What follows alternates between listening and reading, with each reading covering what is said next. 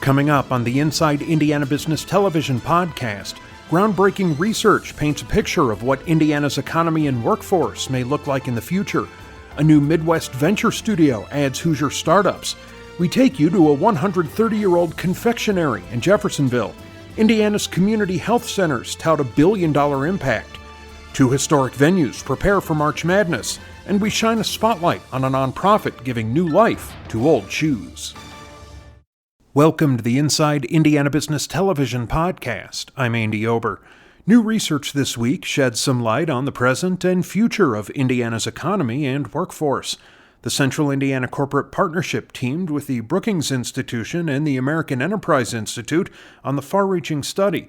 CICP President David Johnson and Brookings Institution Metropolitan Policy Program Director Mark Muro joined Inside Indiana business host Gary Dick to dig into the data. David, I'll start with you. This is a big undertaking, a big report, months in the making. Why did you do it? Why was it important to undertake this big effort? Well, Gary, as you know well, the Central Indiana Corporate Partnership is an organization of Indiana's preeminent corporate leaders, philanthropic and university leaders. And a big part of our mission is related to education, research, data, and understanding much better where the state is going and how we can have it go in even better directions moving forward. We've done a lot of big research projects over the years. We've never done anything on this scale. And we really wanted to work with our colleagues at Brookings in particular on taking a look not only at the regional economy for Central Indiana, which they had actually done a couple of years ago, but to look at all 92 counties and to look at something that we knew by instinct, which is that our advanced industries in the state, our R&D intensive and STEM intensive industries in manufacturing and agriculture and else, are all over Indiana. We wanted to quantify that. We really wanted to see kind of where that base was.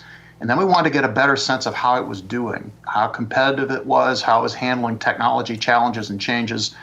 And beyond that, what other jobs looked like in Indiana, what the nature of work in Indiana today at a time of enormous transition and change.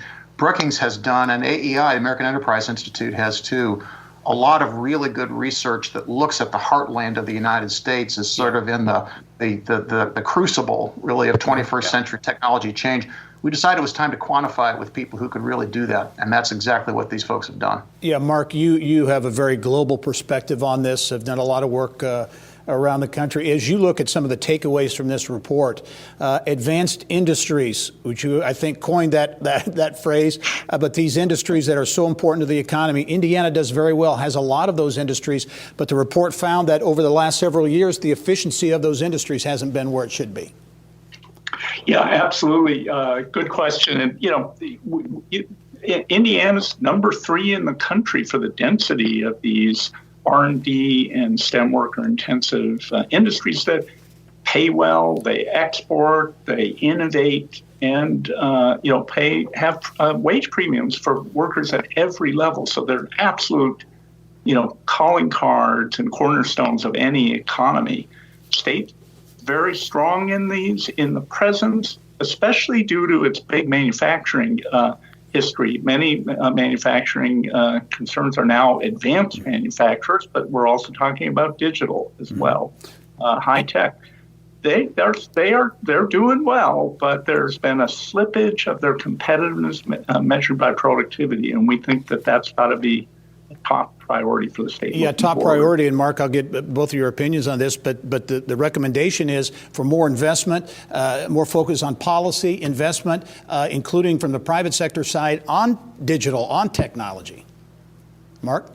Yeah, absolutely. It's digital adoption is the term we use.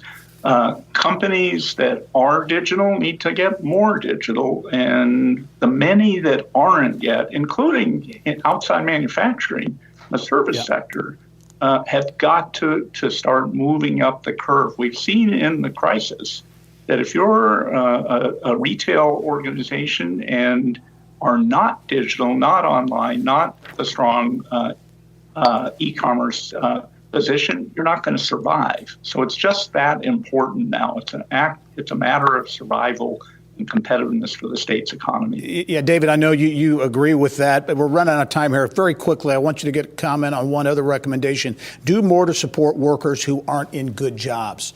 Quickly, what does that mean? Well, among other things, the report has a number of recommendations, but it means certainly doing more to invest in skills development up front, lifelong learning for folks, and also through the workplace, greater workplace-based skills so that people can have more opportunities to make more money and to do better. There's also a lot of things, whether it's improving access to broadband, childcare, a lot of things that we could do to make work more accessible than we have been able to do in the past. Yeah, and I know a big part of the effort to take this report and put it into action. You've created regions around the state, dozens and dozens of leaders around the state, and I know you'll be calling on them to help enact some of these changes. A lot more to the report. I know you can go to the CICP website, also InsideIndianaBusiness.com to see those. David Johnson, also Mark Muro, thank you both for joining us. I'm sure we'll do more on this going forward. Thank you, Gary. Appreciate it always. Thanks so much, Gary. Some Central Indiana entrepreneurs are getting a huge economic shot in the arm thanks to Indianapolis-based Next Studios. The Midwest's newest venture studio is growing its portfolio by adding the Hoosier startups Pulse Analytics and Voxy. Next Studios managing entrepreneur John McDonald and Voxy CEO Nate Miller came on the show with more. Hey, John, I'll start with you. I know we had you on as you were launching Next Studios, a big venture, your headquarters and main studio there at 16 Tech near downtown Indianapolis. Give us a thumbnail business model of what Next Studios is all about. Well, Next is a venture studio, which is an organization designed to create new startup companies. We're one of the newest ones here in Indiana, the first B Corp or Benefits Corp venture studio here in the Midwest, which means we're all about trying to serve entrepreneurs and great startup companies and great startup ideas. And team from Voxy and Nate is one of those great examples. Yep, and he is one, and Voxy one of two startups. Give us a quick description of the other startup added to your portfolio. Yeah, we're excited to also talk about Pulse Analytics. This is a company that's founded by Lisa Mitchell and well-known former Colts player Marlon Jackson, and they are teamed up to help turn the interactions between public service, like the police department and other things, into a more of a customer service model, so people can offer up insights into what it is that they're seeing with those interactions and allow the departments to track and interact and really increase the fidelity of the communication. So that's another great company, too, that we've added to the portfolio. Yeah, Nate, let's talk about Voxy. Your model there would seem to be very timely given where we are with the economy, the pandemic, and other things. You're really connecting video audiences with the products and services, the things that they want, right? Absolutely. So basically, anytime anybody's watching something on screen, there's always that cool product that they see, they like, they say, wow, that's great. Where can I get it? So we've taken that idea. We partner with the shows first. We help them catalog all of those products that they put on screen. We build their own branded app that's branded to them, that has their image, their likeness on it. And we provide that app to those viewers so they can look at those products, shop right there while either the show is playing or even with they're away from the screen as well. Finally, in that whole piece there, we do actually bring those brands on board, and we actually ask them to engage in a sponsorship model or a cost per click model. We then take that revenue and split that again back with those shows to kind of help ensure that relationship moving forward. Give us a quick thumbnail on what Next Studios means to the development of your company, of Voxy. Yeah, as a startup here, we've gotten a lot of excitement around what we are doing, and we've had a lot of other cohorts and other people that want to jump in and help out, and they're all really great. But Next Studios is a little more unique in that they actually listen to exactly the unique challenges that we've had, and they were able to cater to everything we've asked of them really, really well. Yep. Shelly Klingerman over there has been absolutely fantastic with connecting us with people in the industry, people in front of or behind the camera, as well as people that might be interested in investing in a tech-based media startup like us. Yep. Hey, John, quickly, people would think launching a company during the pandemic is probably not a good idea. You think quite the opposite. Yeah, it's when those ideas in the back of your head become the ideas in the front of your head if you don't have a regular job that you're doing. And when investors aren't getting the returns from the regular investments, they start looking for alternatives, and startups are a great alternative. And so actually all the great pieces to put together new startups happen the most during an economic downturn, and particularly during this pandemic. So it's a great time to build a new startup company. John McDonald, Next Studios, also Nate Miller from Voxy. Thank you both for joining us. I know we'll be doing more on both your stories in the future. After 130 years, G.A. Schimpf's Confectionery in Jeffersonville is still serving up sugary delights in southern Indiana and beyond. The company is one of the oldest continuously operating family-owned candy businesses in the country. Mary Rachel Redmond takes us there in this week's Around Indiana. The Candyman can. So there really is a Candyman. Yeah. And his name is Warren Schimpf. He and his wife Jill are the fourth generation of Schimpfs to run this historic southern Indiana sweet shop. We're Jeffersonville's oldest retail business. We've been in business in the same location, family-owned since 1891. We have the book that great-grandfather and grandfather put together, handwritten, and we still use the same recipes. And the most famous of those recipes is undoubtedly the Cinnamon Red Hot. You know Johnny Cash, Ring of Fire? There's Schimpf's Ring of Fire. Cinnamon Red Hots are our signature piece.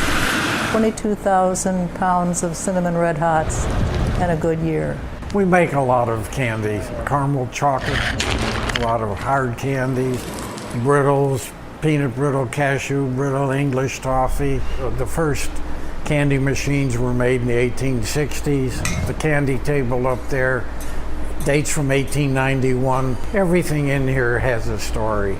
And that it does. Schimpf's boasts one of the only candy museums in the U.S., chock full of American candy collectibles, from some of the first original pieces of candy ever made to nostalgic packaging from a different time. The teeter-totter being a stick of candy. We have a black and white child on a teeter-totter. So that artwork predates 1885, and can you imagine using black and white children in a piece of advertising 20 years after the Civil War? The damn bar, what's that? Sometime in the 30s or 40s, when damn became a word that you could possibly use, and kids could go into the candy store and say, give me one of those damn bars there.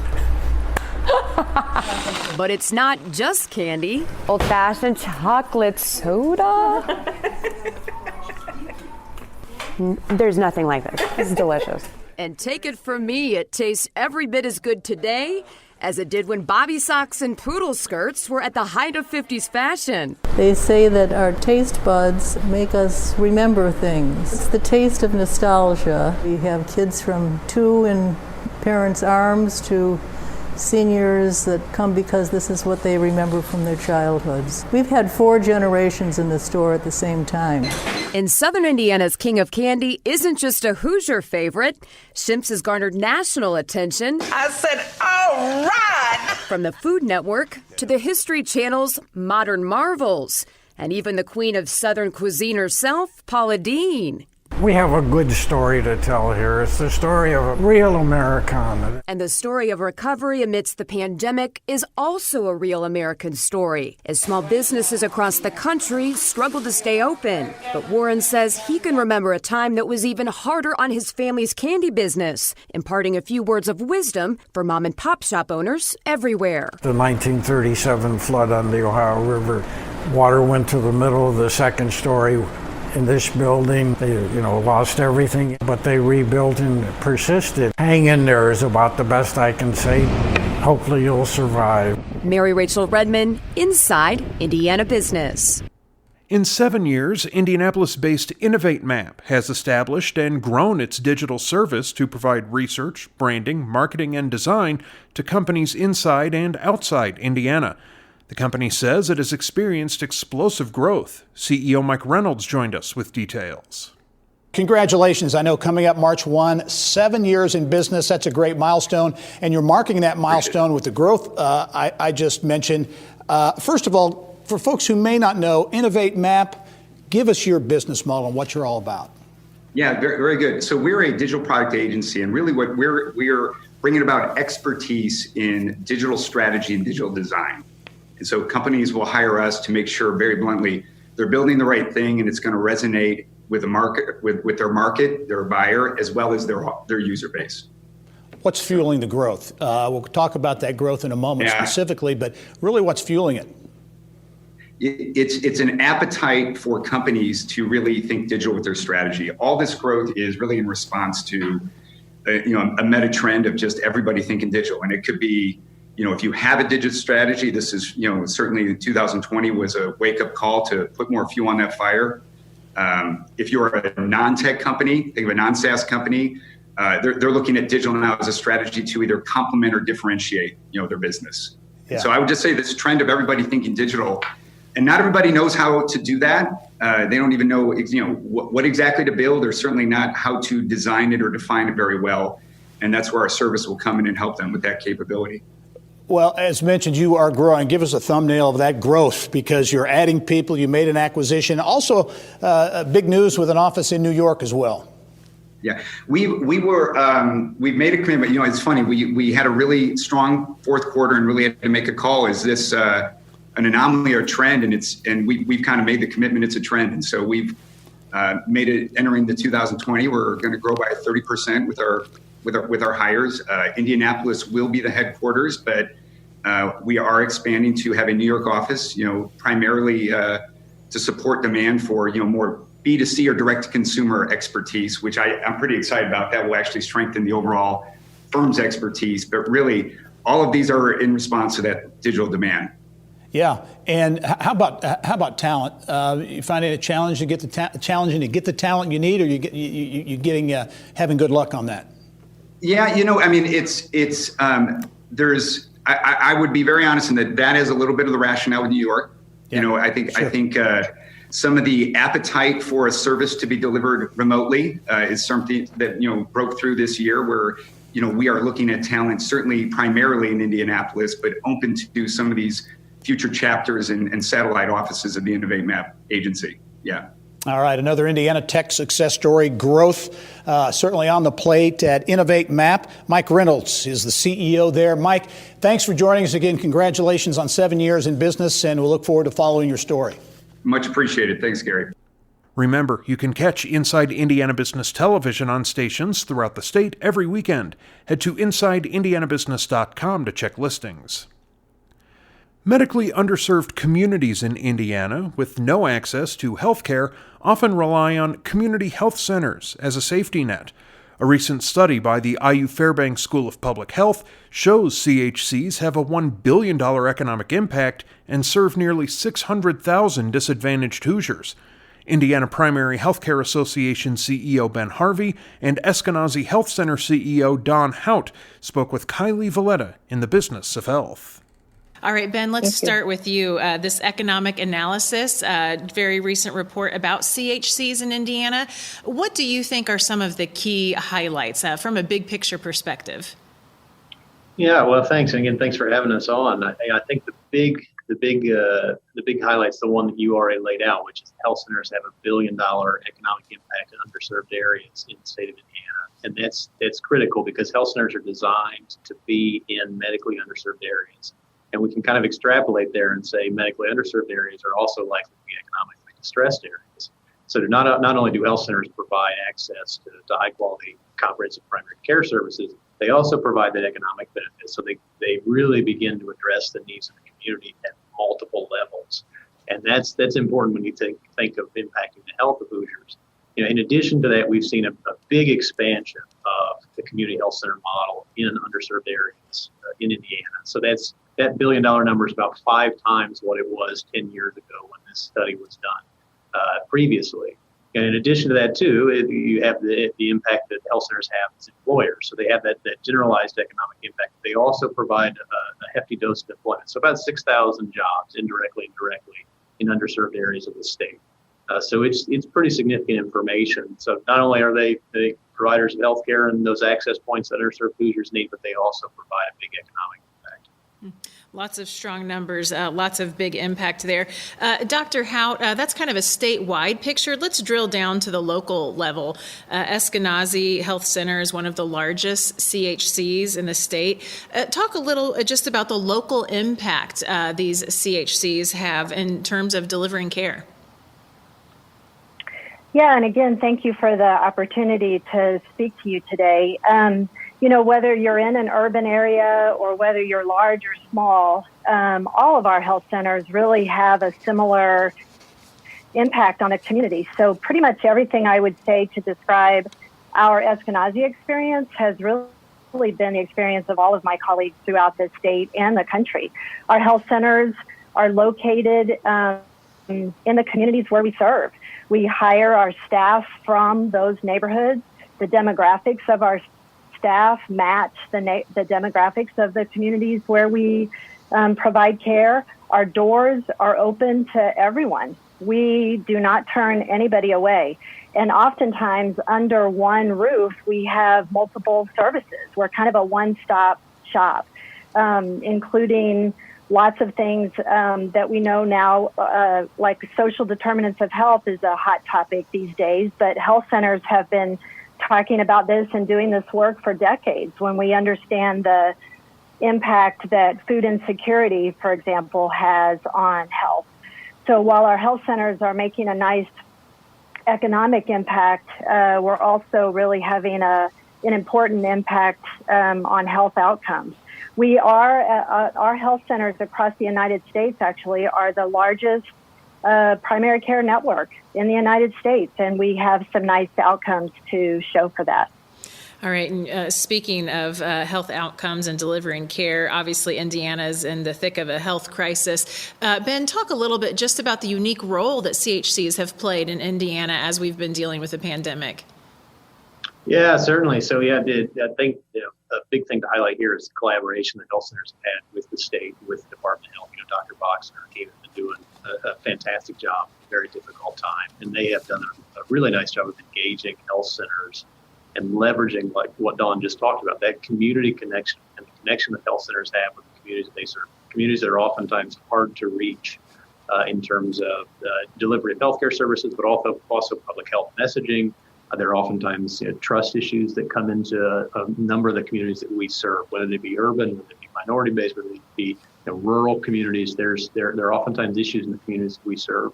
And health centers have played a key role in connecting their communities to the resources that are necessary to combat pandemic, right? So things like testing, things currently like vaccinations. A number of health centers, a large number of health centers here in the state of Indiana have begun directly providing vaccines to their communities at large, not just their patients, but also other members of their communities, and serving as access points in areas where there may not otherwise be access.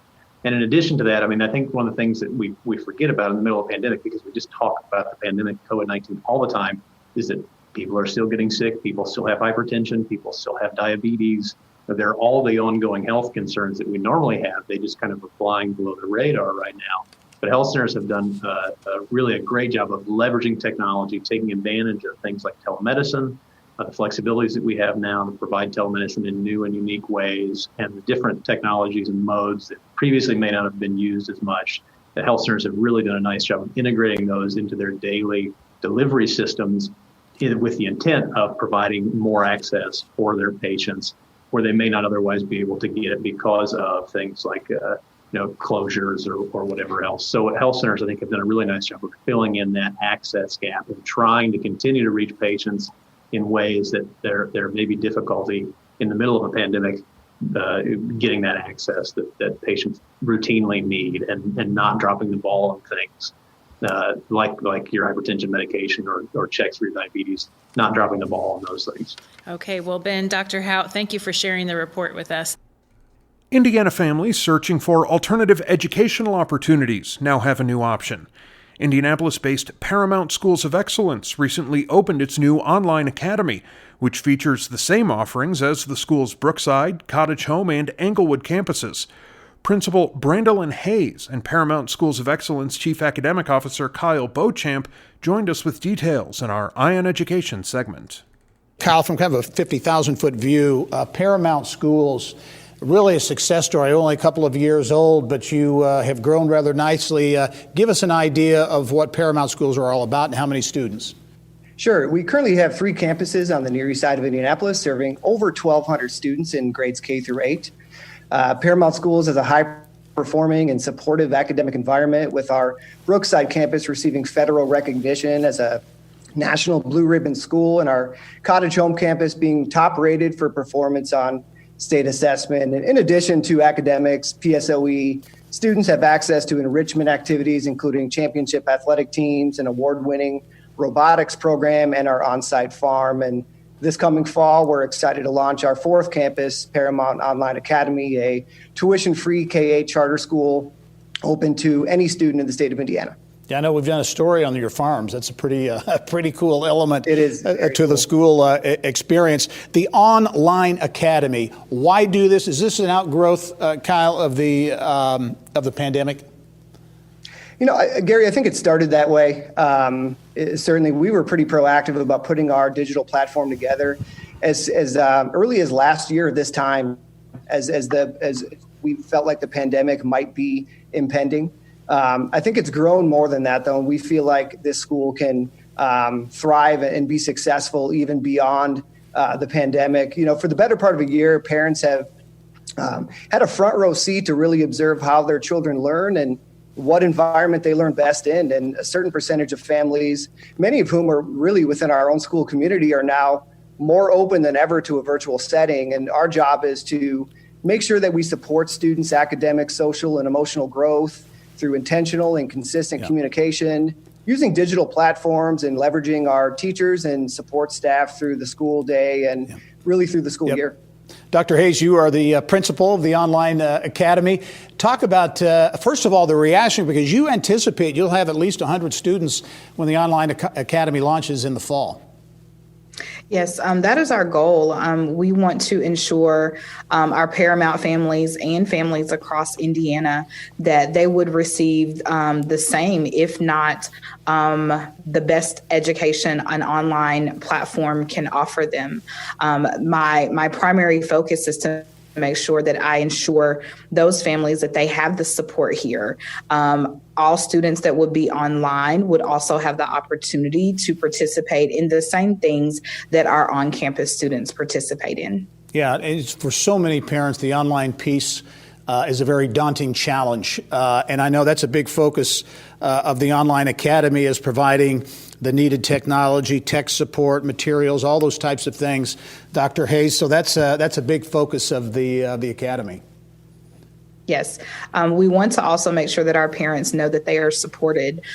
We have a state-of-the-art parent training center here in our location. We want to make sure that we provide monthly training sessions to parents, just so that they have the tools that they need to also be able to provide students with that intentional support right in their own homes. Yeah. Kyle, as you look to the future, look to growth, you have the multiple campuses now the Online Academy. Do you see this online piece as, I guess, in business terms, a growth opportunity for the school? I do. We think this is going to thrive, and obviously this current school, Paramount Online Academy, which opens in the fall, will be open to all students across the state of Indiana. But we certainly feel like that's going to be it's going to be our fourth campus, and we really want to make sure there's a direct alignment between what happens in our high-performing on-campus environment and what happens in our online setting. So we make sure we provide the necessary supports to those online students and make parents and students feel very comfortable in that environment. Yeah, and again, students from all over the state eligible. Trine University is the authorizing entity as well. Dr. Brandolyn Hayes, the principal at the Online Academy. Kyle Beauchamp is the chief academic officer at Paramount. Thank you both for joining us, and good luck with the endeavor. Thank you so much. We appreciate it. The entire NCAA men's basketball tournament is coming to Indiana, and some games will take place in two of the state's most hallowed gyms. The iconic 93-year-old Hinkle Fieldhouse at Butler University and the historic Indiana Farmers Coliseum at the Indiana State Fairgrounds are prepping for March Madness. Butler Director of Athletics Barry Collier and Indiana State Fair Commission Executive Director Cindy Hoy spoke with Bill Benner on Inside Indiana Sports. Barry, we'll start with you. Again, the Hinkle Fieldhouse, a treasured place. And Jim Nance was on a conference call earlier, I think it was back in November, and he talked about the one place that this came about that he most looked forward to doing a game in would be Hinkle Fieldhouse, and I think that's high praise. It is very high praise. It shows the intelligence of Jim Nance, in my opinion. So we'd love to host him, and I'm sure so would Cindy and the fairgrounds. But it's a great thing for our city. Of course, you'll have Sweet 16 games, and Butler, no stranger. Well, I should say not. But they did host an NCAA tournament. It was only 80 years ago in regional and back in 1940. But as you look forward to Barry, when did these conversations come about, and how quickly did it take for you to say yes? Well, they were roughly mid-fall last in 2020. And, the answer was yes as the question was formed, actually. So we want to help make this happen however we can. And we didn't know many of the details, just whether the question was simply could you make this happen on your campus, and in our case, and we quickly came to the answer of yes, we can do this. And so since then we'd moved schedules for some of our teams have to play competitions, and so those schedules got moved. Our conferences cooperated with that, Big East and Pioneer Football League. So it was quite an ordeal, but well worth it. We're thrilled that it's happening. Cindy, I know you feel the same way about Farmers Coliseum. Again, a rich basketball history. People don't realize that the fairgrounds actually hosted the Indiana State boys tournament back in the day, and the Coliseum hosted the boys championship during the World War II. Pacers launched at the Coliseum. So again, a great opportunity to showcase the Coliseum's rich history. All right, and we're home to the IUPUI Jaguars, which a lot of people may not know. Great history at the fairgrounds, and so excited about showing it off to the world. And just seeing all those treasured moments and seeing them come alive in March will be really magical. Cindy, talk about protocols. The NCAA, again, they're trying to ensure the safety of the student athletes and any family that might be in attendance. But working with the NCAA, I have to believe it's been quite the task. Well, it's been exciting, and it's been great to integrate with their protocols, some of the similar protocols that all the venues are doing and collaborating with. And which is really fun is to see that collaboration from the city and the state, which, again, we do so well in Indiana, and we celebrate that hospitality spirit. A lot of the protocols and guidelines are still being developed with the NCAA. But from a venue standpoint, all our venues are up and running. And so a lot of those protocols are already in place. And it's just perfecting and tweaking some of those for the March events. Barry, we got less than a minute, but I do want to point out, of course, the Fairgrounds Farmers Coliseum underwent a $53 million renovation, maintained the historic character of that building, and Hinkle Fieldhouse as well, not long ago renovated, but you did an unbelievable job in maintaining the character of that building and its historic feel.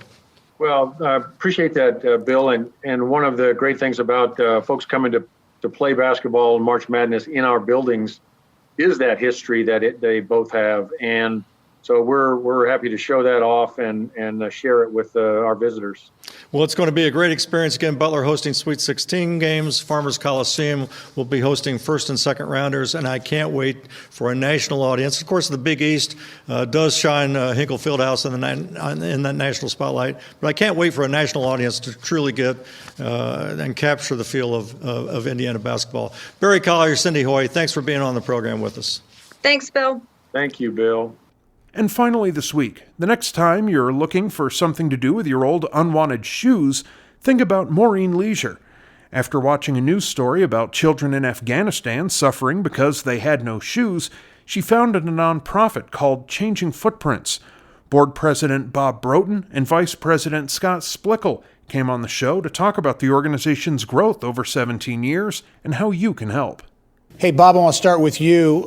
Mentioned Maureen Leisure. 17 years ago, the two of you decided to create Changing Footprints after watching, I guess it was a news story about some children in Afghanistan. Talk about that and what really motivated the two of you to start this. We were at work one day talking about wanting to give back, and she mentioned the program and how 40% of foot wounds in Afghanistan turned into amputations. And together we said, why don't we try and do something? And it just spun off from there. We can collect shoes. We can figure out how to get them over there. It was a chance to give of ourselves without just giving money. Yeah, it's an amazing story. Again, 17 years. And in that time period, you have distributed more than 400,000 pairs of shoes. Scott, talk about the setup and distribution. I know you work with a lot of churches and groups and various things, but how does it all work? 400,000 pairs of shoes, that's a lot of shoes. You're right, Gary, it is. We have 5 different sites that we collect shoes from around the state of Indiana. Each site more or less operates independently to take care of their neighborhood or their town. Rushville and Greenfield have storefronts since they're in small towns, and they actually have storefronts so people can go in a couple days and pick out shoes. Since we're all volunteer, one of our volunteers moved to Fort Wayne, and they started changing footprints there. And we have 2 sites in Indianapolis, North Indy where Bob's at and South Indy where I'm at. And because of the demographics, we actually can't have storefronts. So we work with groups like Salvation Army, Wheeler Mission, a lot of churches who have missions, pantries, and that type of stuff here in the city. And people just find out about us as we grow. Our word gets out there, and the need is so great that people find us. Yeah, and truly, and this is a 100% volunteer-based 501c3, a nonprofit. But in terms of distribution, it's not only all over the country. This is an organization with global reach. Absolutely. We've been to over 20 countries. We have, especially churches, we have a lot of missions in Haiti, Africa, South Africa, Europe. Particularly in my site, we work with Lutheran Ministries, and they send a lot of disaster relief. And we get shoes from North Indy because they request shoes to go to foreign countries in the quantities of 3,000 and 5,000 pairs at a time.